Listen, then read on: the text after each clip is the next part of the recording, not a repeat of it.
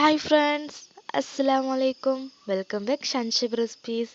ഇന്ന് ഞാൻ വന്നിരിക്കുന്നത് ഒരു ലഞ്ചിന് പറ്റുന്ന ഒരു തോരൻ്റെ റെസിപ്പി ആയിട്ടാണ്. എല്ലാവർക്കും ഇഷ്ടമാവും. പിന്നെ ഞാൻ ഉണ്ടാക്കുന്നത് കപ്പ വെച്ചിട്ടാണ്. കപ്പയും പിന്നെ വൻപയറുമാണ് ഇതിലേക്ക് ഞാൻ മെയിനായിട്ട് യൂസ് ചെയ്യുന്നത്. അതിനായിട്ട് നമുക്ക് കപ്പ ഒന്ന് ആദ്യം വേവിച്ചെടുക്കണം. ഇങ്ങനെ ചെയ്യുകയാണെങ്കിൽ നമുക്ക് അതിൻ്റെ കട്ടൊക്കെ ഊറ്റി മാറ്റിയെടുക്കാം. അല്ലെങ്കിൽ കുക്കറിലൊക്കെ ചെയ്യുകയാണെങ്കിൽ വെള്ളമൊക്കെ വറ്റിപ്പോയിട്ട് അതിൽ തന്നെ ഉണ്ടാവും. അതുകൊണ്ട് ഇങ്ങനെ ആയിരിക്കും ബെസ്റ്റ്. പിന്നെ ഞാൻ അരിഞ്ഞിരിക്കുന്നത് ഇത് അത്രയും ചെറുതായിട്ട് നമ്മൾ തോരൻ ഉണ്ടാക്കില്ല, അപ്പോൾ ചെറുതായിട്ടുള്ള അരിയേണ്ടത്. അതുകൊണ്ട് തന്നെ നിങ്ങളും ചെയ്യുകയാണെങ്കിൽ ഇതുപോലെ തന്നെ ചെയ്യാം. നമുക്കിതൊന്ന് വെള്ളം ഒന്ന് തിളച്ചതിന് ശേഷം അതിലേക്ക് കട്ട് ചെയ്ത് വെച്ച കപ്പ ഇട്ടുകൊടുക്കാം. പിന്നെ ഇതിൻ്റെ പകുതി വേവ് വരെ നമ്മളൊന്ന് വെയിറ്റ് ചെയ്യണം. പകുതി ആയതിനു ശേഷം നമ്മൾ അതിലേക്ക് അതിനാവശ്യമായിട്ടുള്ള ഉപ്പും കൂടി ചേർത്തിട്ട് ബാക്കി 90% നമ്മൾ വേവിച്ചെടുക്കണം. അധികമായിട്ട് വെന്ത് പോകരുത്, പിന്നെ നമ്മൾ കുഴഞ്ഞു പോകും. അതുകൊണ്ടാണ് നമുക്കിത് അടച്ചു വെച്ചിട്ടൊന്ന് വേവിച്ചെടുക്കാം.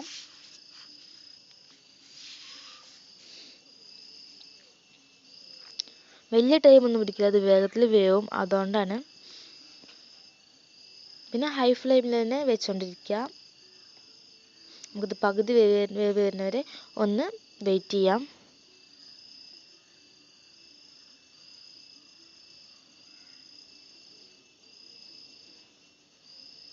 ഇത് പകുതി വേവായിട്ടുണ്ട്. ഇനി നമ്മൾ ഇതിലേക്ക് ആവശ്യമായിട്ടുള്ള ഉപ്പ് ചേർക്കുന്നുണ്ട്.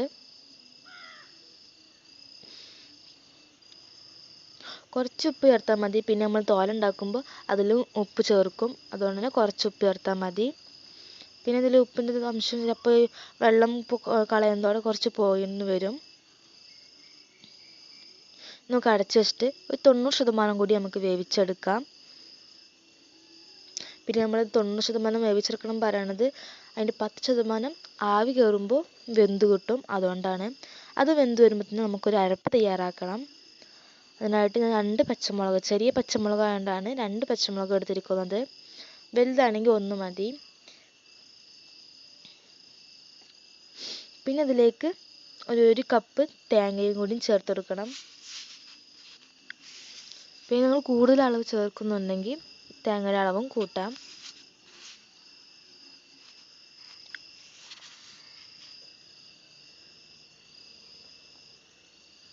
ഇപ്പോൾ തേങ്ങ ഇട്ട് കഴിഞ്ഞിട്ടുണ്ട്. ഇനി നമുക്ക് ഇതിലേക്ക് ചേർക്കുന്നത് മുളക് പൊടിയാണ്. ഒരു 3/4 ടീസ്പൂൺ മുളക് പൊടി ചേർത്ത് കൊടുത്തിട്ടുണ്ട്.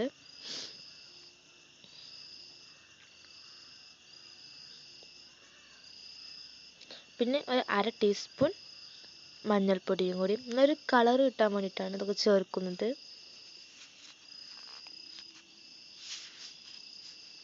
പിന്നെ ഇതിലേക്ക് 1 ടീസ്പൂൺ ചെറിയ ജീരകം കൂടി ചേർത്ത് കൊടുക്കുന്നുണ്ട്. ക്യുമിൻ സീഡ്, ചെറിയ ജീരകമാണ്, വലിയ ജീരകമല്ല. നമുക്കൊന്ന് അടച്ചു വെച്ചിട്ട് ഒന്ന് ഒതുക്കിയെടുക്കാം. വല്ലാതെ പേസ്റ്റാക്കി എടുക്കേണ്ടതാണ്. ഇങ്ങനെ ഒന്ന് ഒതുക്കിയെടുത്താൽ മതി. ആ മുളകൊന്ന് അരഞ്ഞു കിട്ടണം. അതുകൊണ്ടാണ് അത് ഫസ്റ്റ് ചേർത്തത്. അപ്പോൾ നമ്മുടെ കപ്പ ഇവിടെ റെഡി ആയിട്ട് 90% നോക്കിയാൽ കുറച്ച് ബലം കാണും, എന്നാലും വെന്തിട്ട് കാണും. ആ ഒരു സ്റ്റേജിൽ നമുക്കിത് ഇതിൻ്റെ കട്ടൊക്കെ ഊറ്റിയിട്ട് മാറ്റിയെടുക്കാം. ഇതാ ഇങ്ങനെ ഒന്ന് സ്ട്രെയിൻ ചെയ്തെടുത്താലും മതി. ഞങ്ങളൊന്ന് കോരെടുക്കണം. അതിനു മുമ്പ് എൻ്റെ ചാനൽ ഇതുവരെ സബ്സ്ക്രൈബ് ചെയ്യണേ. തൊട്ടടുത്തൊരു കുഞ്ഞു ബെല്ലൈക്കൺ കാണും, അതൊന്ന് പ്രസ് ചെയ്ത് ഓൾ എന്ന് ക്ലിക്ക് ചെയ്യുക. എന്നാൽ ഞാൻ എല്ലാ വീഡിയോസും നോട്ടിഫിക്കേഷനായിട്ട് വരുന്നതാണ്. പിന്നെ കപ്പയൊന്നും ഇഷ്ടമില്ലാത്തതായിട്ട് ആരും ഉണ്ടാവില്ല. അതുകൊണ്ട് തന്നെയാണ് ഞാൻ കപ്പ വെച്ചിട്ട് റെസിപ്പി ചെയ്യാമെന്ന് വിചാരിച്ചത്.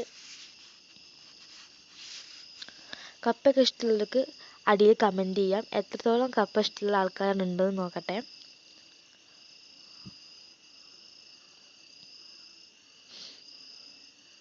അപ്പോൾ കപ്പ എല്ലാം നമ്മളിവിടെ ഊറ്റിയെടുത്തിട്ടുണ്ട്.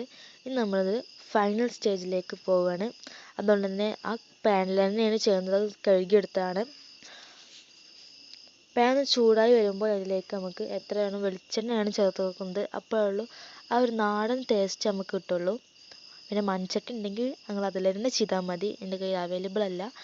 ആവശ്യത്തിന് വെളിച്ചെണ്ണയും ചേർത്ത് അതിലേക്ക് കടുക് ഇട്ട് ഒന്ന് പൊട്ടിച്ചെടുക്കാം. അതിലേക്ക് ഞാൻ 2 വറ്റൽമുളകാണ് ചേർത്തിരിക്കുന്നത്. അതൊന്ന് കീറിയിട്ട് നമുക്കൊന്ന് ഇതിലേക്ക് ഇട്ടുകൊടുക്കാം. പിന്നെ വേണ്ടത് കറിവേപ്പിലയാണ്. അതൊരു തണ്ടാണ് എടുത്തിരിക്കുന്നത്. അതും കൂടി ചേർത്ത് നന്നായിട്ടൊന്ന് മിക്സ് ചെയ്യാം.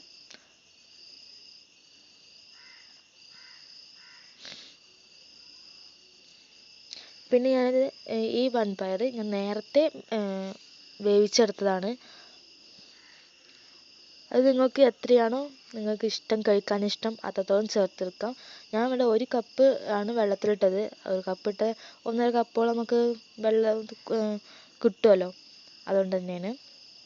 പിന്നെ നേരത്തെ വേവിച്ച് വെച്ച കപ്പയും കൂടി നമുക്ക് ഇതിലേക്ക് ചേർത്ത് കൊടുക്കണം.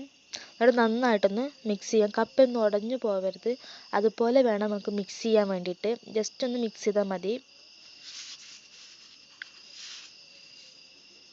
കപ്പ ഒന്ന് ജസ്റ്റ് മിക്സ് ചെയ്തതിന് ശേഷം അതിന് നടുഭാഗത്ത് ചെറിയൊരു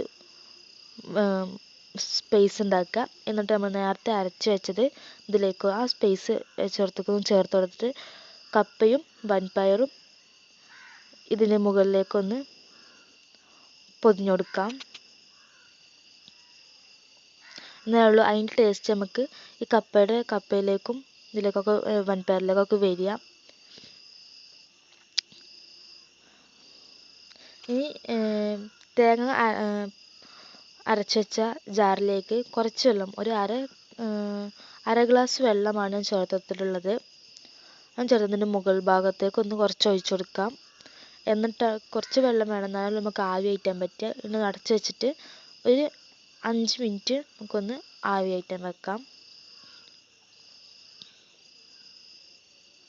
5 മിനിറ്റിൻ്റെ ഉള്ളിൽ തന്നെ ആവും. പക്ഷേ ഹൈ ഫ്ലെയിമിലിട്ടാൽ നമ്മത് ലോ ടു മീഡിയം ഫ്ലെയിമിലിട്ടിട്ടാണ് 5 മിനിറ്റ് കുക്ക് ചെയ്തെടുക്കുന്നത്, ആവി കയറ്റുന്നത്. പിന്നെ ഇതിൻ്റെ മുകളിലേക്ക് കുറച്ച് ഉപ്പ് കൂടി സ്പ്രെഡ് ചെയ്യാം. കാരണം വൻപയറിൽ ഞാൻ ഉപ്പൊന്നും ഇട്ടിട്ടില്ല, കപ്പയിൽ മാത്രമേ ഉപ്പിട്ടുള്ളൂ. അതിലേക്ക് ആവശ്യമായിട്ടുള്ള ഉപ്പ് മാത്രം ചേർത്ത് കൊടുത്താൽ മതി. ഇനി അടച്ച് വെച്ച് ലോ ഫ്ലെയിമിൽ നമുക്കൊന്ന് ആവി കയറ്റിയെടുക്കാം.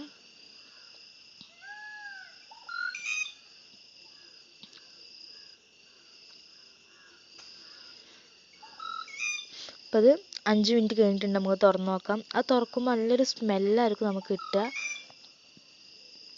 അപ്പോൾ തന്നെ നമുക്കിത് കഴിക്കാൻ തോന്നും. എന്നാലും കുറച്ച് ടൈം കൂടി വെയിറ്റ് ചെയ്യാം. നമുക്ക് നേരത്തെ ഒന്നുകൂടെ ജസ്റ്റ് ഒന്ന് മിക്സ് ചെയ്തെടുക്കാം. അപ്പോൾ മിക്സ് ചെയ്യുമ്പോഴും കപ്പ ഉടഞ്ഞു പോകരുത്. കപ്പ ഉടഞ്ഞു പോയാൽ ഒരു ടേസ്റ്റും ഉണ്ടാവില്ല. നമുക്കത് നല്ല കപ്പൊക്കെ വെവ്വേറായിട്ട് കിട്ടണം, അതുകൊണ്ടാണ്. ഇതുണ്ടെങ്കിൽ പിന്നെ നമുക്ക് കറിയുടെ ആവശ്യം തന്നെയില്ല. എല്ലാവർക്കും ഈ ഒരു തോരൻ തീർച്ചയായിട്ടും ഇഷ്ടമാവും. അപ്പം തോരൻ റെഡി ആയിട്ടുണ്ട്. അപ്പം ഇത് സെർവ് ചെയ്യുന്ന വീഡിയോ എൻ്റെ കയ്യിൽ നിന്ന് മിസ്സായിപ്പോയി. ഞാനത് എഡിറ്റ് ചെയ്യുമ്പോഴാണ് ഇത് നോക്കുന്നത്. എല്ലാവർക്കും ഈ വീഡിയോ ഇഷ്ടമാണെന്ന് വിചാരിക്കുന്നു. ഇഷ്ടമായാൽ തീർച്ചയായും ലൈക്ക് ചെയ്യുക, ഷെയർ ചെയ്യുക, കമൻറ്റ് ചെയ്യുക. ഇൻഷാ അല്ലാഹ് മറ്റൊരു റെസിപ്പി ആയിട്ട് അടുത്ത വീഡിയോയിൽ കാണാം. Thank you.